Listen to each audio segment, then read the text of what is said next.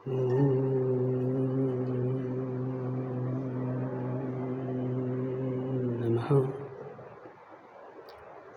सिद्धेभ्यः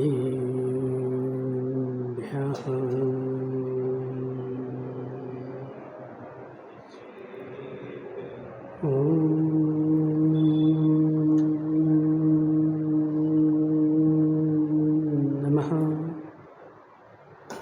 सिद्धेभ्यः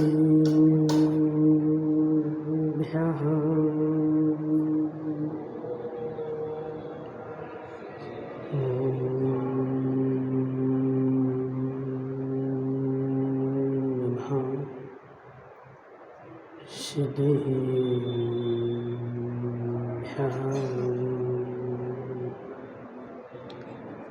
तज्जयति परं ज्योति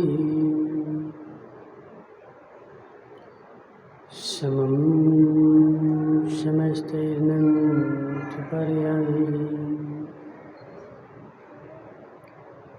दर्पणतलविशकला प्रतिफलति पदार्थमालिका यत्र नमो वरिहन्ताणं नमो सिद्धाणं नमो मायदेयाणं नमो अध्यायाणं नमो शब्दशाहूणं। पंच परमेष्ठी भगवान के अनंत अनंत सिद्ध परमेष्ठी भगवान के 1008 देवादेव शांतिनाथ भगवान के 1008 देवादेव सुपार्श्वनाथ भगवान के आचार्य भगवान अमृतचंद्र स्वामी के आचार्य भगवान विशुद्ध सागर जी महाराज के परम पूज्य श्री सिद्ध सागर जी महाराज की जय। परम पूज्य संघ की जय। मनीषी तीर्थंकर भगवान के दिव्य देशना शारदार वाणी जयवंत हो आचार्य भगवान अमृतचंद्र स्वामी यहाँ पर साधकों के गुणों का वर्णन करते हुए आहार दान की व्याख्या करते हुए समझा रहे हैं कि हे जीव, जब श्रावक को पात्र दिखता है तो उसका हृदय आह्लाद से भर जाता है, और जब उसका हृदय आह्लाद से भर जाता है कि अहो भाग आज मेरे पास वह अवसर आया है जिस अवसर को देवता भी नहीं पा सकते।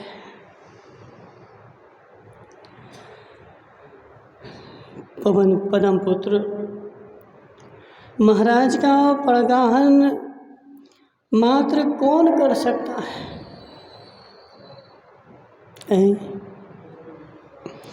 चार गति में मात्र एक मनुष्य ही ऐसा जीव है जो महाराज का पड़गाहन कर सकता है। देव लोग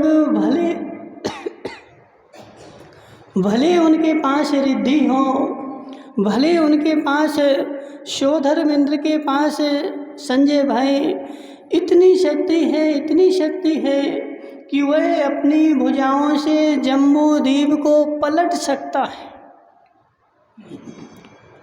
कितनी शक्ति है! 1,00,000 योजन का जम्बू द्वीप, और इस सारे जम्बू द्वीप को अपनी भुजाओं से पलट सकता है। यह शक्ति शोधर्मेंद्र के पास है, लेकिन इतनी शक्ति होने के बाद भी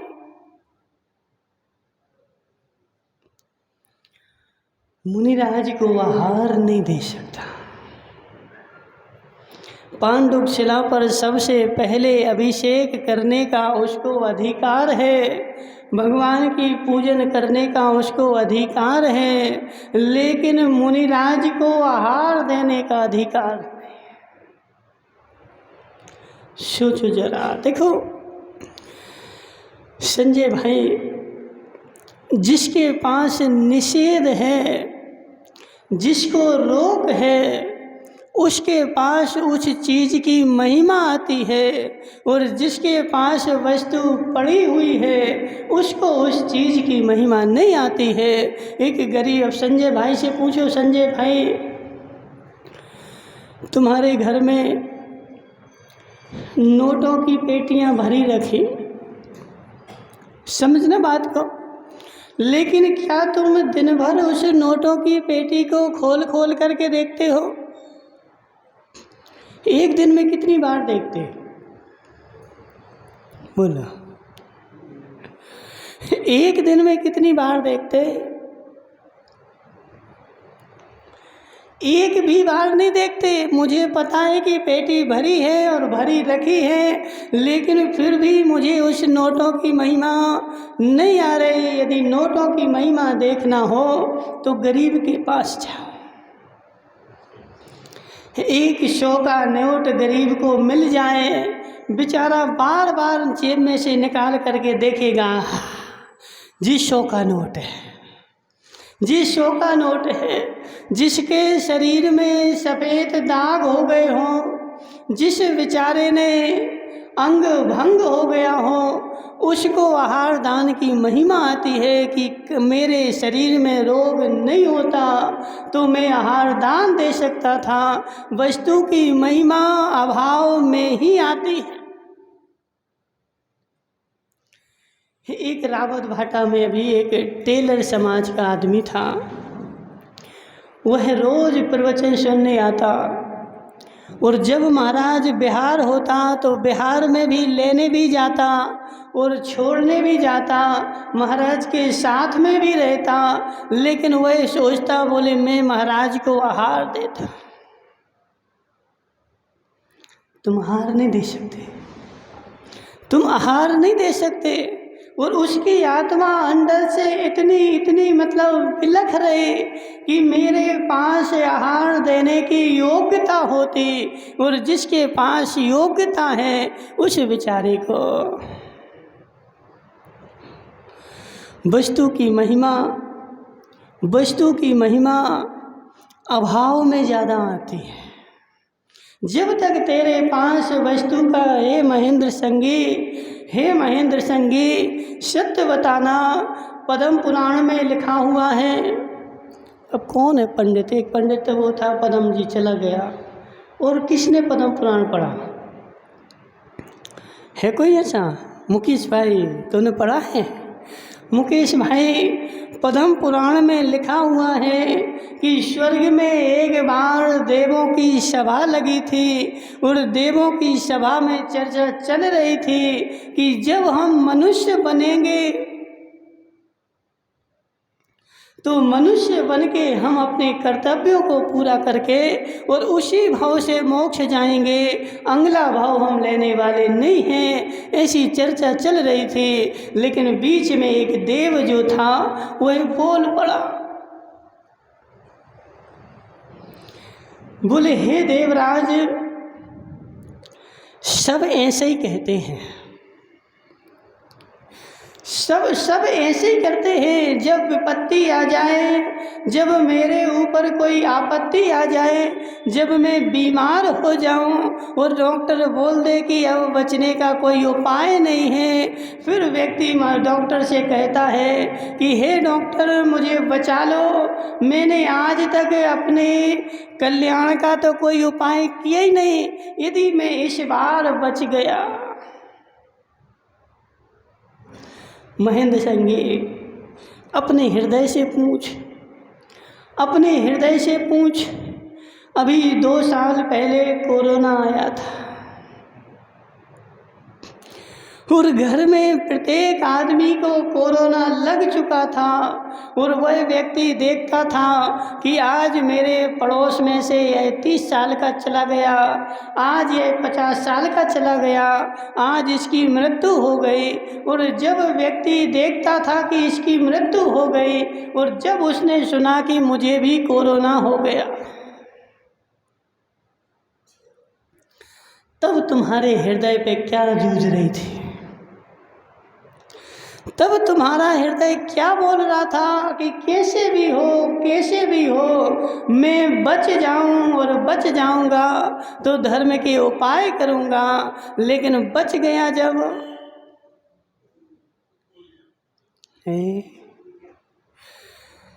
बस। हे महेंद्र संगी, मत भूल, कब तक भूल में फूला रहेगा, कब तक भूल में भूला रहेगा। सोच जरा, समझ जरा। एक वो भजन भी आता संजय भाई, वो भजन तो देखो हमें याददाश्त कमज़ोर है इसलिए रह जाते हैं कि नरक में रहे जब मैंने ऐसी भावना भाई कि मनुष्य एक बार मनुष्य भाव मिल जाए और मनुष्य भाव मिल करके मैं अपना कल्याण करूँगा और मोक्ष का उपाय करूँगा, लेकिन मनुष्य भाव मिल गया जब उन देवों की सभा में सारे देवों की मीटिंग चल रही थी और उस भरी मीटिंग में सारे देव क्या बोल रहे थे कि एक बार मनुष्य बन जाएं फिर मैं अपने कल्याण का काम करूंगा। तो एक देव बीच में बोल पड़ा, बोले सब ऐसे ही बोलते हैं।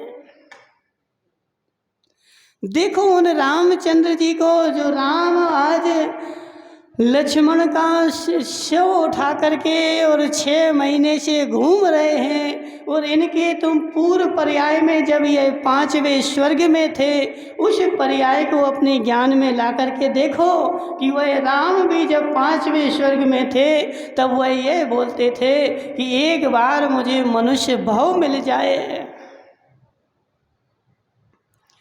मैं सारे भोग छोड़ करके मात्र क्या करूँगा, अपनी आत्मा के कल्याण की सोचूंगा। लेकिन हे संजय भाई, इस पुण्य इतना खराब है,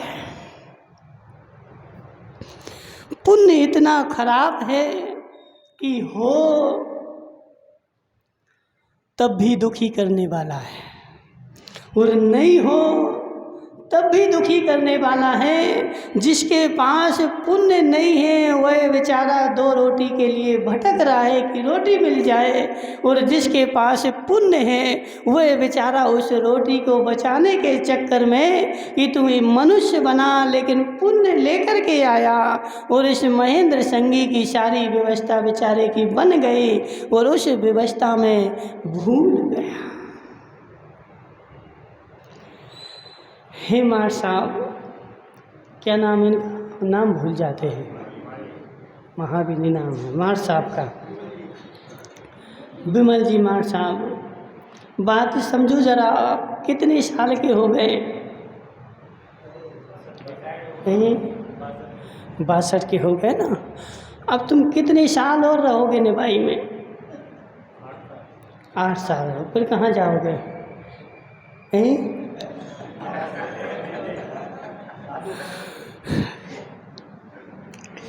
संजय भाई, साधु बनने वाले के चेहरे अलग दिखते हैं, सबके बस की नहीं साधु बन पाना। जिसको साधु बनना हो, जैसे नवरत्न टोंगिया है, ठीक है ना, अब उसका चेहरा अलग दिख रहा है। जिसको साधु बनना हो, जिसको साधु बनना हो उसको साधु से प्रेम होता है, और जिसको बेचारे को नरक में जाना हो उसको धन से प्रेम होता है। क्योंकि धन जो है वो कहाँ ले जाएगा जोनी भाई, कहाँ ले जाएगा? अब नहीं बताओ हमारा क्या है, बताओ चाहे नहीं बताओ, वो तो नरक में ही ले जाएगा। इसलिए हे जीव, जिस मनुष्य को अपने धर्म के प्रति प्रेम होता है उसके लिए आचार्य भगवान बोल रहे कि जब सामने पात्र दिख जाए उसके हृदय में प्रफुल्लता के कमल खिलने लगते हैं। उस राजा भरत को देखो कि भरतेश वैभव में राजा भरत अपने द्वार पर खड़ा हुआ है, और द्वार पर खड़े खड़े अब कोई बोले तो कौन है, अब जी महेंद्र संगी बोले महाराज हमारे पास समय नहीं है। हे महेंद्र संगी, तुम्हें बुरा तो नहीं लगता है? नहीं नहीं, बुरा लगे तो मना कर, बता देना, फिर हम तुम्हें नहीं बोलेंगे, ठीक है, दूसरे से बोल देंगे। इसलिए हे महेंद्र संगी, ये बताओ कि तू कितने खंड का राजा है?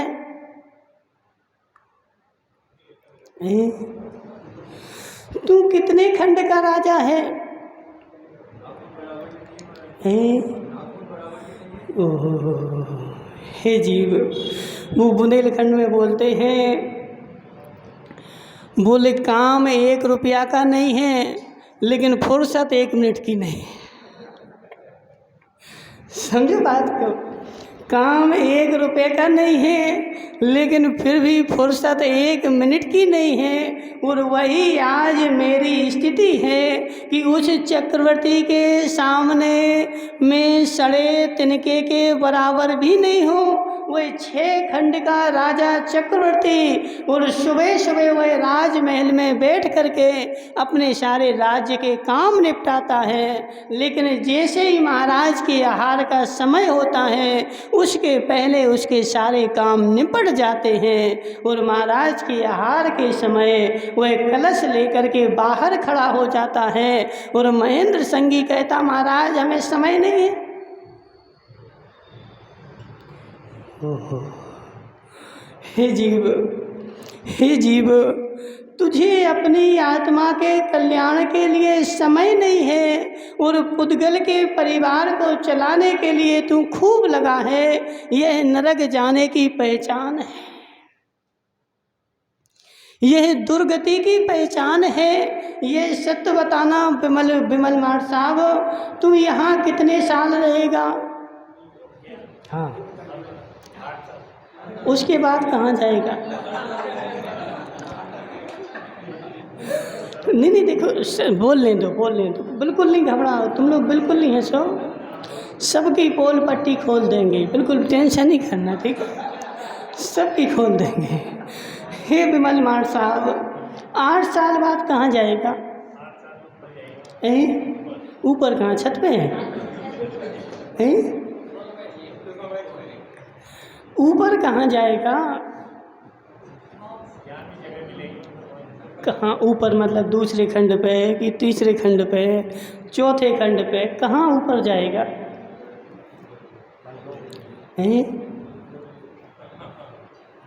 क्या बोल रहा है वो? नहीं, उलझोगे नहीं, तुम उलझे हुए पहले से हो, हम तुम्हें सुलझा रहे, उलझा नहीं रहे। बिमल जोड़ी, देखो, फंसाओ नहीं उसको। तुम पत्रकार हो, इसलिए सब तुम्हारा काम क्या है? सबको फंसा देना, उलझा देना, और हमारा काम क्या है? उलझे हुए को सुलझा देना, ठीक है ना? कि हे जीव, तू बोल रहा है कि महाराज 8 साल में और रहूँगा, 8 साल के बाद ऊपर जाऊँगा, तो ऊपर मतलब कहाँ है? ऊपर मतलब कहाँ है? उसको बोलने दे ना। अब उसने अपने मन में धारणा बना रखी है कि मैं 8 साल बाद ऊपर जाऊंगा, तो ऊपर कहाँ जाओगे? छत 1 आध खंड ऊपर और बना लोगे मकान के, तो उस पे रहने लगोगे, ऐसे ही बोल रहे क्या? हे बिमल साहब, समझ जरा, ऊपर जाओ तुम्हारे बस की नहीं है, क्योंकि ऊपर जो जाता है वह हल्का होता है, और नीचे जो जाता है वह भारी होता है। अब तुम हल्के कहाँ हो रहे? अंतरंग से भी हल्का होगा, बहिरंग से भी हल्का होगा, वह ऊपर जाएगा। अब वह बोल रहा, बोले महाराज 8 साल बाद मैं ऊपर जाऊंगा, लेकिन ऊपर जाने की व्यवस्था की कि नहीं? संजय भाई, बात समझो हमारी, तुम नया मील खोलने वाले हो ना, तो नए मील खोलने वाले हो, उसकी व्यवस्था की कि नहीं? जगह खरीदी कि नहीं? उसमें क्या क्या सामान लगना है, उसकी सारी योजना पहले से बनाई कि नहीं। तो देखो संजय भाई कितना होशियार है, बोले महाराज पहले से मैंने व्यवस्था बनाई। तो ऐसे है विमल माठ साहब, तो ऊपर जाएगा तो ऊपर एक आध प्लॉट खरीदा कि नहीं है? तो कहाँ रहे, किसके घर में रहेगा ऊपर जाके? दूसरे के घर में रहो, ऐसी वहाँ व्यवस्था नहीं है। इसलिए हे जीव समझ जरा, हम कितने मायाचारी वाले हैं, हमारे अंदर में कितनी ज्ञान चंजी कितनी कुटिलता भरी हुई है कि जब देखो संसार के काम हो, बेटे का काम हो तो हम बोलते कि हम करोड़पति, और जब मंदिर का काम हो हमारे पास हे जीव पहले हल्का तो हो, ऊपर जाना है, पहले हल्का तो हो, पहले समय तो निकाल। अब हम बोले महाराज हमारे पास समय नहीं है। क्यों? बोले 6 बजे हमें कहाँ जाना पड़ता है, दुकान पे। इसलिए वो त्रिलोकचंद जी बोल रहे थे, बोले महाराज अब वो मंदिर की व्यवस्था ऐसे ही है कि जिसको 6 बजे जाना है तो बेचारा 6 बजे भगवान को सपरा के, बुंदेलखंड में सपराना बोलते हैं, स्नान कराना, ठीक है ना। तो 6 बजे स्नान कराएगा और स्नान करा के चला जाएगा। एक दूसरा आएगा वो 7 बजे स्नान कराएगा, एक तीसरा आएगा वो 8 बजे स्नान कराएगा। और क्यों? बोले महाराज मुझे 8 बजे कहाँ जाना, 6 बजे कहाँ जाना है, दुकान खोलना है। हे धर्मचंद जी, इस पंचम काल के कलुगिया जीव के परिणाम कितने कुटिल हैं, कितनी घोर मायाचारी इसके अंदर में भरी हुई है कि जब भी समय कट करेगा, जब भी समय काटेगा तो कौन सा समय काटेगा?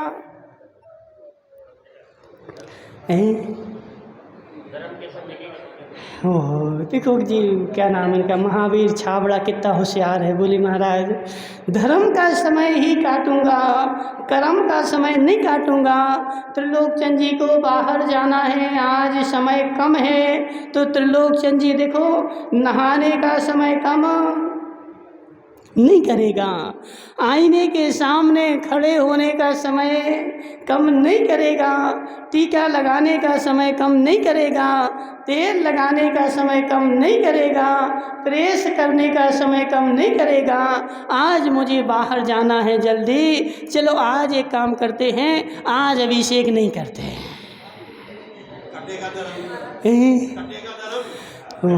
हे जीव, काटेगा तू धर्म के समय को, अन्य समय को नहीं काटता है। क्यों? क्योंकि तेरे अंदर में धर्म के प्रति श्रद्धा नहीं है, तूने धर्म को फोकट का समझ रखा है। ज्ञानचंद जी सत्य है कि नहीं? और जितनी लड़ाई झगड़ा होगी, जितने विवाद होंगे, बात बात पर विवाद होंगे, तो वह कहाँ होंगे संजय भाई? ओह, समझो ज्ञानचंद जी तुम्हारी शादी हो गई, तुम्हारी देवी यहाँ बैठी है, देवी बैठी है यहाँ पे, क्यों नहीं है? मुकेश भाई तुम्हारी देवी भी नहीं है? नहीं, किससे पूछे? चलो इन्हीं से, ज्ञानचंद जी से पूछ लेते। ज्ञानचंद जी जब तुम्हारी शादी हुई थी और शादी होकर के देवी को ले आए थे, और कभी कभी देवी ने कुछ ऐसा भी बोल दिया था जो तुम्हें पसंद नहीं था, सत्य है कि नहीं? तो तुम उसके सामने डंडा लेकर खड़े हो गए थे, तो हर बार डंडा लेकर के खड़े हो जाते थे और डंडा से उसको पीटना शुरू कर देते थे, और क्या करते थे?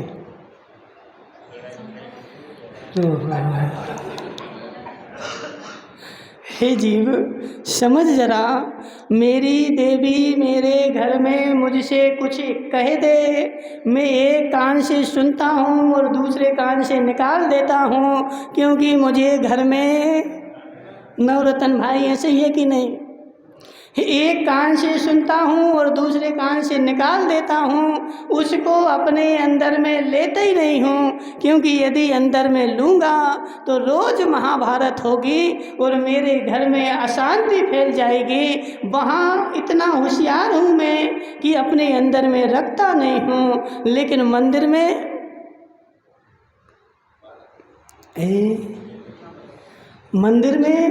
बिमल जोड़ी मंदिर में बेचारा देखो शेर कहीं बनेगा। संजय भाई सुनो हमारी बात, पहले का ज़माना ऐसा था कि शेर मिलते थे जंगलों में और आज शेर मिलते हैं मंदिरों में। जितने शेर होंगे वे बेचारे तुम्हें सारे मंदिर में मिल जाएंगे। उनसे तुम थोड़ी सी बात करके देखो, बेचारा तुरंत लड़ने को तैयार हो जाएगा। मेरे मन की थोड़ी सी नहीं होगी। आज देखो, आज वो बैठा ना टोंगिया, आज तुमने 7:25 पे आरती कैसे कर दी?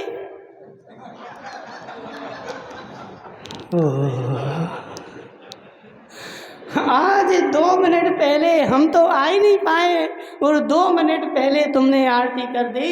हे टोंगिया, ऐसे क्या तुम अपनी देवी के ऊपर लड़ा कभी कि रोज 9 बजे रोटी मिल जाती थी, आज 9:05 हो गए, रोटी क्यों नहीं मिली? समझो, बात को समझो जरा कि हमारे मन में कितनी कुटिलता है कि मैं घर में कभी मैंने विवाद नहीं किया, लेट भी हो गया तब भी चल गया, लेकिन मंदिर में जितने भी विवाद हैं, आज मंदिर नहीं रह गए, आज मंदिर महाभारत का युद्ध स्थल बन गए।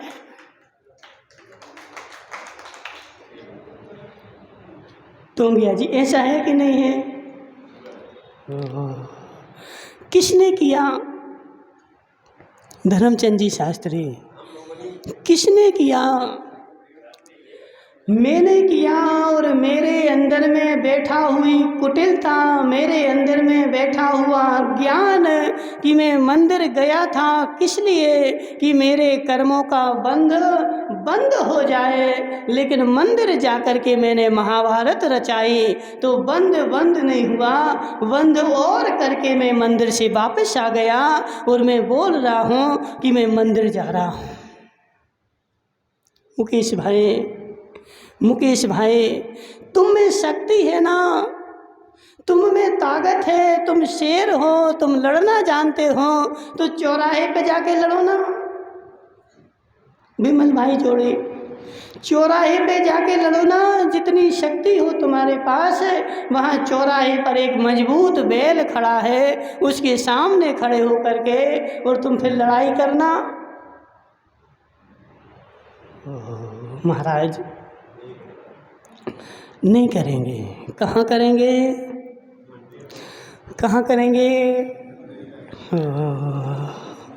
हे जीव समझ जरा, मंदिर जो बनाया गया था, भगवान की मूर्ति रखी गई थी, वह भगवान की मूर्ति शांति का प्रतीक है। जब व्यक्ति सारे संसार से त्रस्त हो जाता है, सारा संसार उसको काटने लगता है, तो भगवान की मूर्ति के सामने जाकर के बैठता है और उस शांति की मूर्ति भगवान के सामने जाकर के और शांति प्राप्त करता है। जबकि आज जीव ने उसका सारा उल्टा स्वरूप करके और वही मंदिर में जाकर के जितना जाता है। हे बनमार साहब, अपनी देवी के सामने शेर बना तू कभी?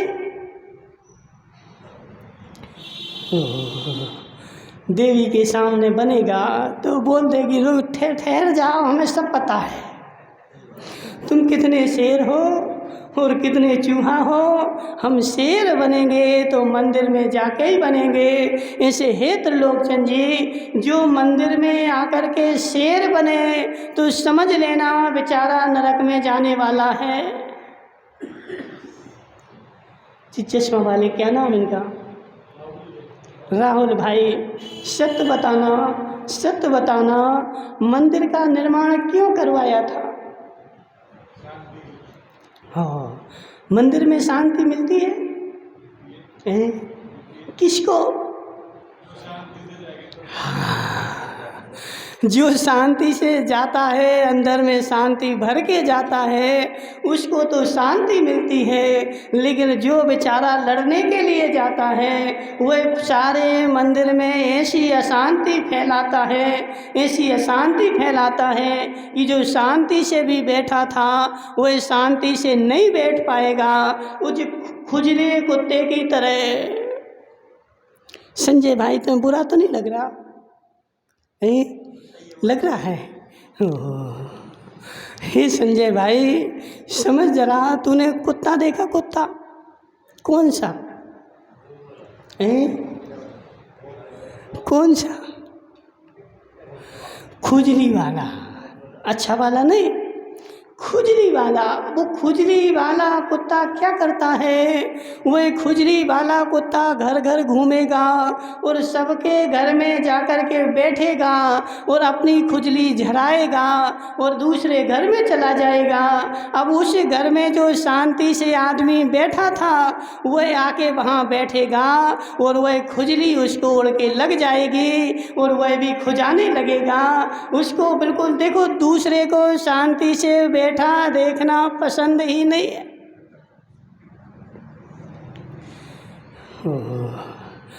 हे खुजले कुत्ते, हे खुजले कुत्ते, हे खुजले कुत्ते, तुझे खुजली हो गई थी, तू अपनी खुजाता रहता, लेकिन उसको चैन नहीं पड़ी। जब तक सारे मोहल्ले में खुजली नहीं बांट देगा तब तक उसको चैन नहीं पड़ेगी। ऐसे हे जीव, मंदिर में जाकर के तेरा मन अशांत था, तू एक कोने में बैठ जाता और अपने मन को शांत कर लेता, लेकिन नहीं करेगा। जितने मंदिर में शांति से बैठे थे, ऐसी बात करेगा कि सारे मंदिर में हलचल मच जाए। मार साहब,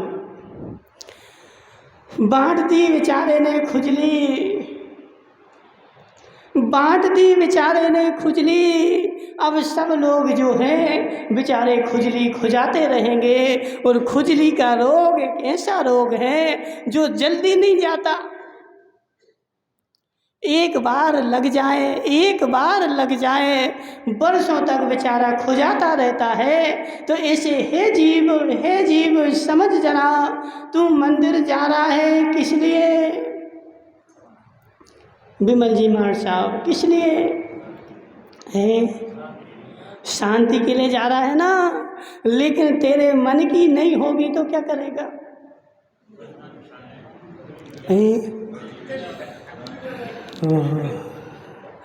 हे जीव, मंदिर जा रहा है शांति के लिए, लेकिन ऐसे बन के जा कि तेरी मन की हो तब भी मैं शांत हूँ और मन की नहीं हो तब भी मैं शांत हूँ। मुझे 6 बजे अभिषेक करना था, 5 मिनट पहले किसी ने मार्जन करके और विराजमान कर दिए। अब क्या होगा महेंद्र संगी, क्या होगा?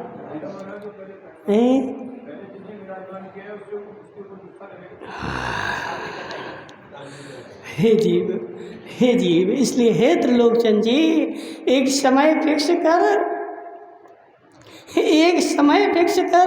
एक समय टाइम बांध और उस समय तू भगवान का अभिषेक कर और उस समय आनंद के साथ इकट्ठे हो जा। ऐसा नहीं चलेगा कि तू 5 बजे करेगा, महेंद्र संगी 8 बजे करेगा और 8 बजे तक भगवान महेंद्र संगी का इंतजार करेंगे।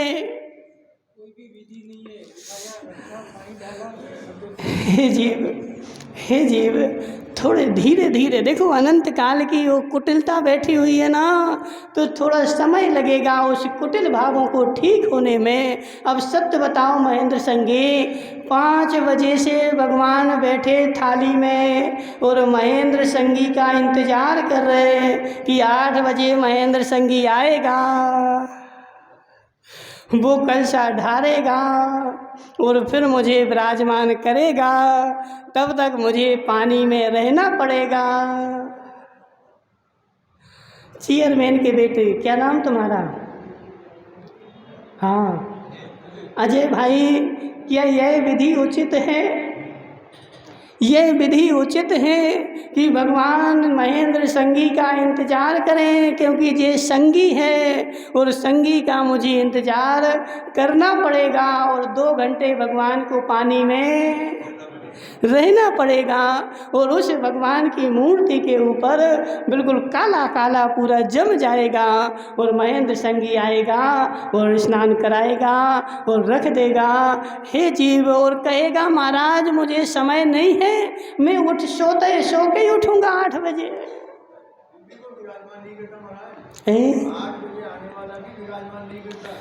हे जीव, ये महान कुटिलता है। जिस आदर के साथ तूने वेदी से उठाया है, उसी आदर सम्मान के साथ पुनः वेदी पर विराजमान हो। और पूरी विधि पूजा के 5 अंग बोले गए और उन 5 अंगों के साथ जो पूजन विधि होगी, अभिषेक विधि होगी, वह पूजन अभिषेक विधि कहलाएगी। और तू अपने कलश ढारा और मेरा काम पूर्ण हो गया, वह तेरा अभिषेक नहीं कहलाएगा। और यह छावड़ा बेचारा बोलेगा, बोले महाराज हमारी तो नींद नहीं खुलती। हे जीव, सत्य बताना विमल भाई जोड़े, तुम्हारे पास शाम को एक व्यक्ति आ जाए और शाम को एक व्यक्ति आके बोले कि हे विमल जोड़ी, सुबह 6 बजे नदी के किनारे सोने के बिस्किट बरसेंगे। सुनो, क्या नाम तुम्हारा? चश्मे वाली भैया, समझो जरा। इस विमल जोड़ी से शाम को कोई बोले कि हे विमल जोड़ी, एक महान ज्योतिषी ने बताया है कि सुबह 6 बजे का मुहूर्त बहुत अच्छा है और 6 बजे के मुहूर्त में सुबह नदी के किनारे सोने के बिस्किट बरसेंगे। अब सत्य बताना विमल भाई जोड़ी, 6 बजे नींद खुलेगी कि नहीं?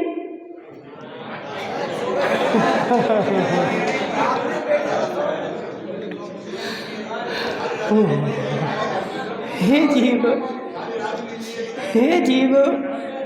जीव, जैसी श्रद्धा तेरी सोने के बिस्किट के ऊपर है, ऐसी श्रद्धा तेरी भगवान के ऊपर है क्या? ज्ञानचंद जी, जैसी श्रद्धा तेरी भगवान के ऊपर सोने के बिस्किट के ऊपर है कि रात भर नींद नहीं आएगी, और भगवान के ऊपर ऐसी श्रद्धा है क्या?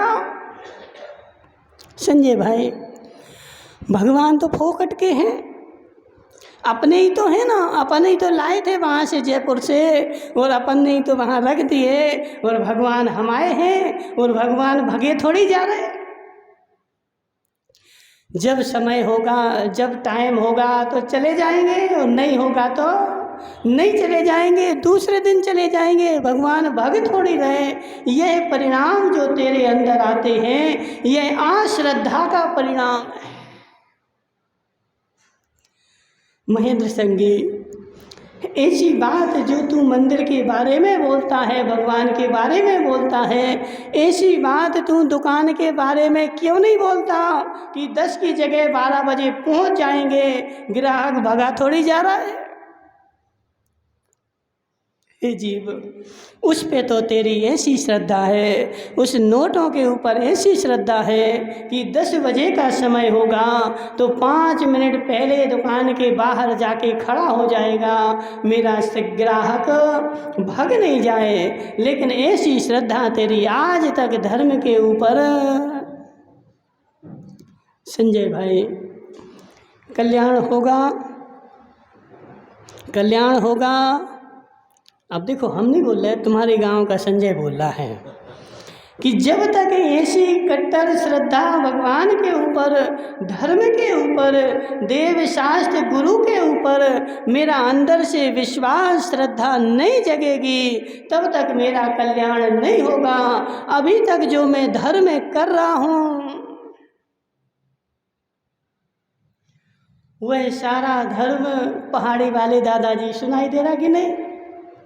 अभी तक मैं जो धर्म कर रहा हूँ वह सारा धर्म मेरे अनुसार हो रहा है, मेरी व्यवस्था के अनुसार चल रहा है, मेरे समय के अनुसार चल रहा है। जब मुझे समय होता है मैं भगवान को उठा के थाली में रख लेता हूँ, जब मुझे समय होता है मैं मंदिर के गेट खुलवा देता हूँ, और जब मुझे समय होता है तब मैं महाराज के पास भी चला जाता हूँ।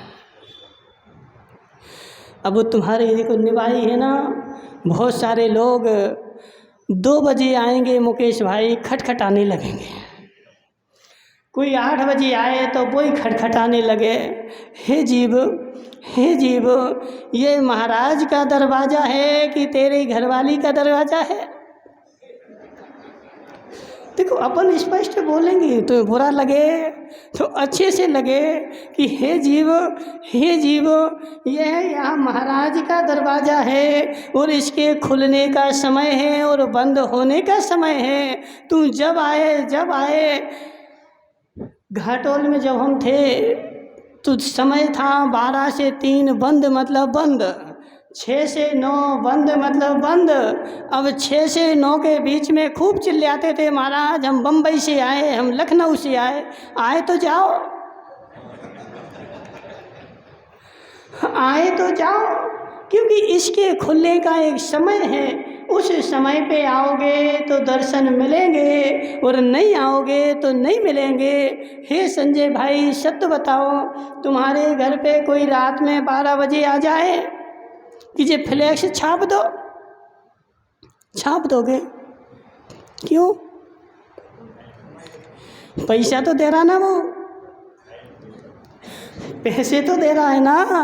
तो रात में 12 बजे पैंट पहनना, शर्ट पहनना और जाना, प्रेस पे निकाल देना। एक संसार में महेंद्र संगी पूरा तो नहीं लग रहा तुम्हें? देखो, कहना ही पड़ेगा ना, क्योंकि देखो तुम लोगों को लोरी सुन सुन के पूरी जीवन निकल गया। तुमने लोरियां सुनी और लोरियां सुनी, और जब प्रवचन हुआ तो वो महाराज ने लोरियां सुनाना प्रारंभ किया और तुमने सोना प्रारंभ किया। इसलिए लोरियां बंद करके और ऐसी बात सुनानी पड़ेगी जो तुम्हारे कान खड़े कर दे। हे टोंगिया, सत्य बताना, तू कभी डॉक्टर के पास गया? कभी डॉक्टर के पास गया? डॉक्टर के पास गए? डॉक्टर के कौन से डॉक्टर के पास गए? जाते हो ना? तो यहाँ नहीं, जयपुर में कोई बड़ा डॉक्टर हो, गए उसके पास? कितने बजे मिला था वो?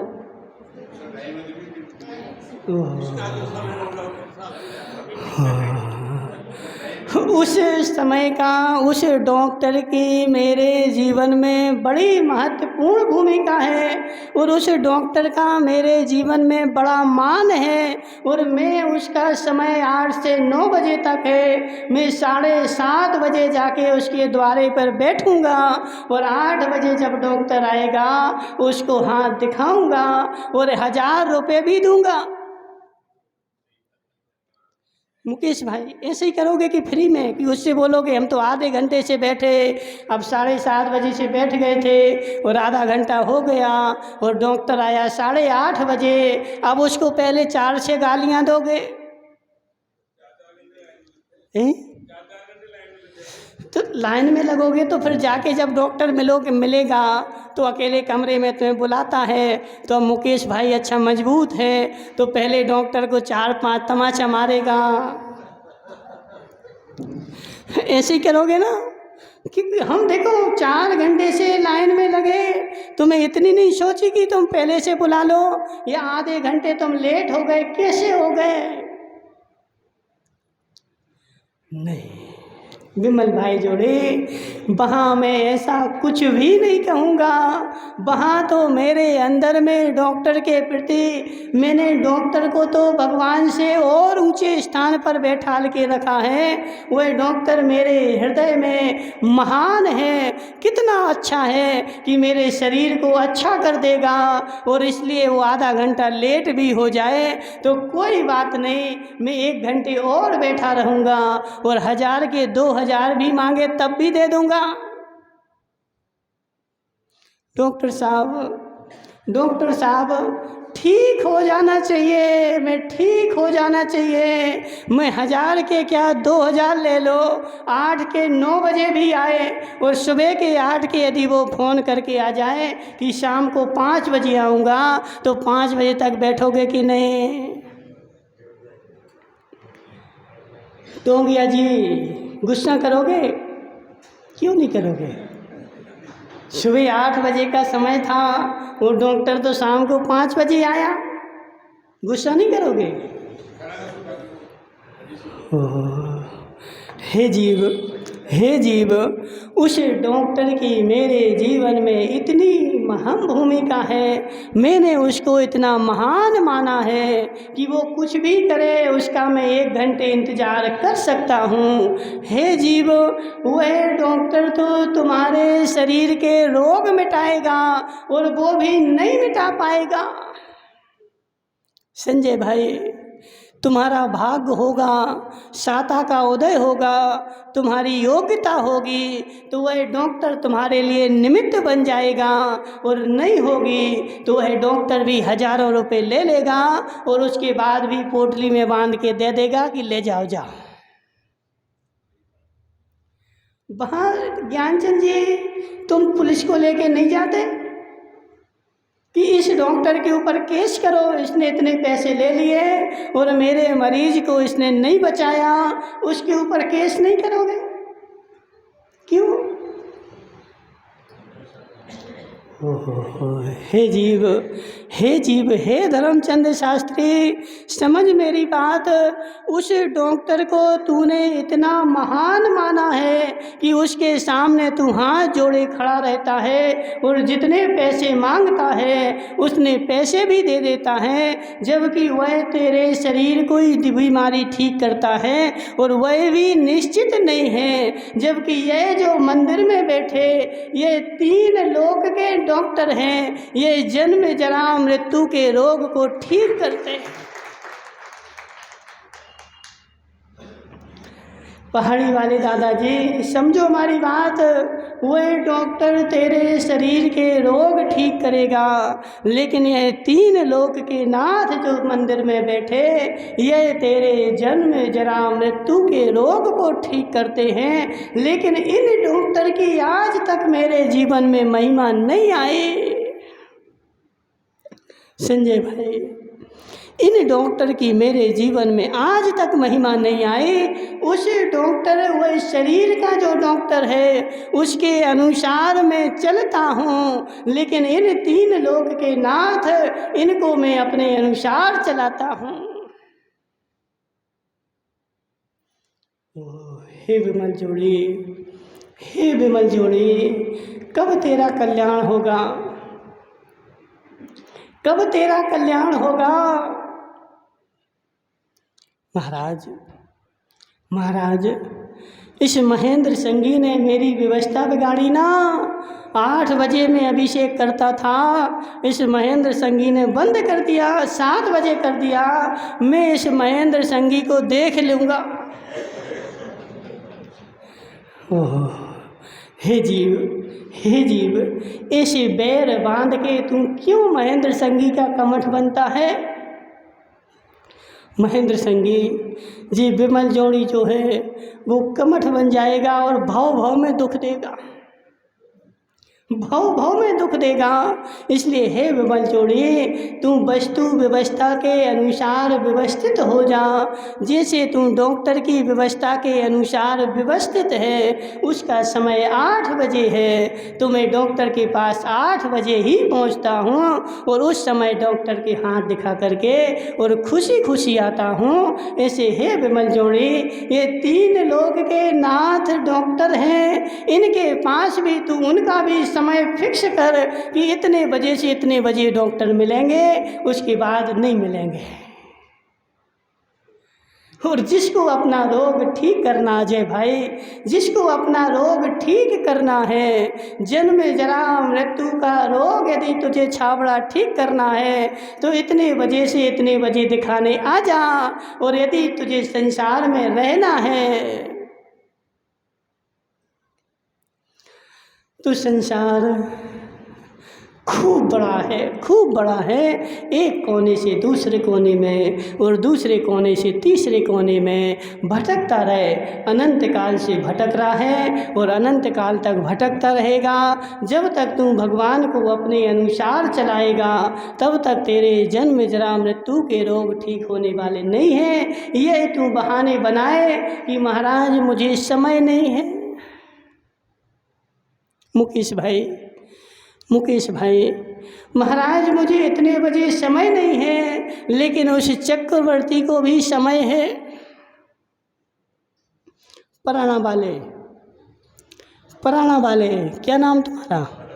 पदम जी पराणा वाले, वही 6 खंड का अधिपति चक्रवर्ती है, उसके पास पूरा समय है। लेकिन जी पदम चंद जी पराणा वाला क्या बोलता है? बोले महाराज मेरे पास समय नहीं है।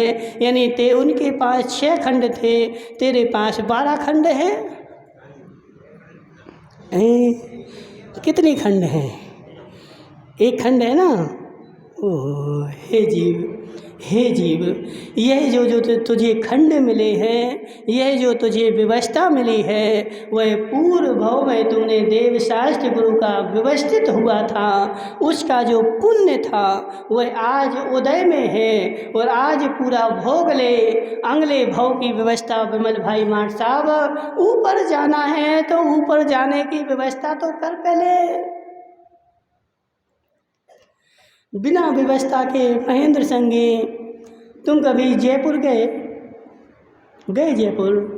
व्यवस्था लेके गए कि बिना व्यवस्था के गए?